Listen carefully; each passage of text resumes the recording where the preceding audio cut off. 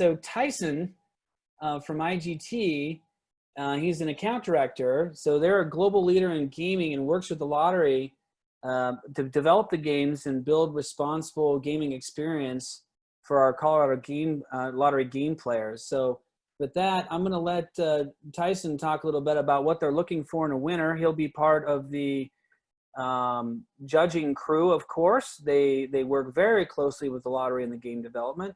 So Tyson, do you want to go ahead and take that away? Yeah, thank you, John.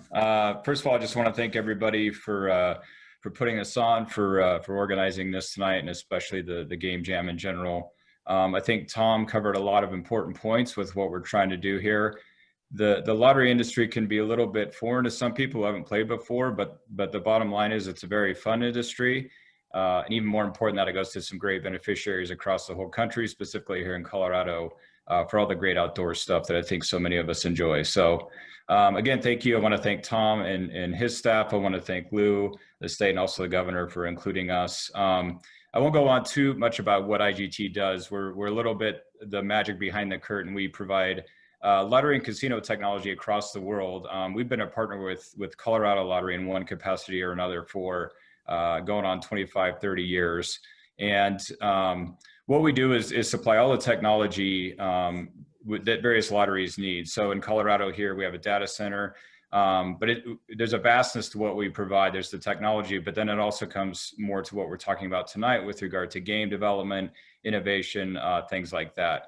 And speaking for the industry as a whole, Tom's exactly right. The innovation has never been more important in the industry. And Tom's done a great job of leading this lottery to say we have to really think outside the box, because lottery products, it's a very mature market. You know, Powerball specifically is one of the strongest brands in the country, but it's also been around a long time. So Tom is really, again, trying to think outside of the box and get his staff to do so, and we want to be partners in that. That said, when he first presented this idea to me as something we want to do in combination with some potential monitor plans, I think I looked at him like he had three heads. Hadn't heard what a hackathon is or a game jam for that matter, but it's great. I think it's going to be awesome. I want to kind of go at it from the angle of, again, speaking from the lottery industry, I think make a few recommendations for our developers and have some ideas. But the main thing is really, you know, anything with it, as long as it's within the rules, really try and test the boundaries a little bit on ideas as far as creativity. Some of the other things I'll say is you have to play a little bit of both sides from the standpoint of saying it also has to be a little bit easy to understand. One of the challenges we often face with launching new games in any lottery is explaining to players what it means.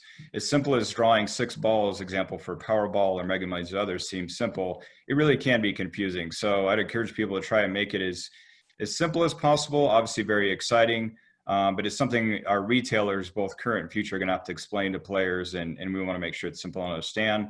But this, again, this is a whole new realm. I think we're trying to reach a new market here.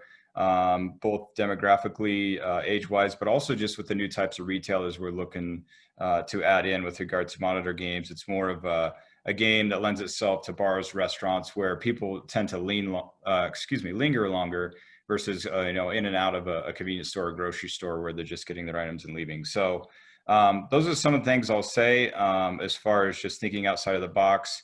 That I think this is going to be great.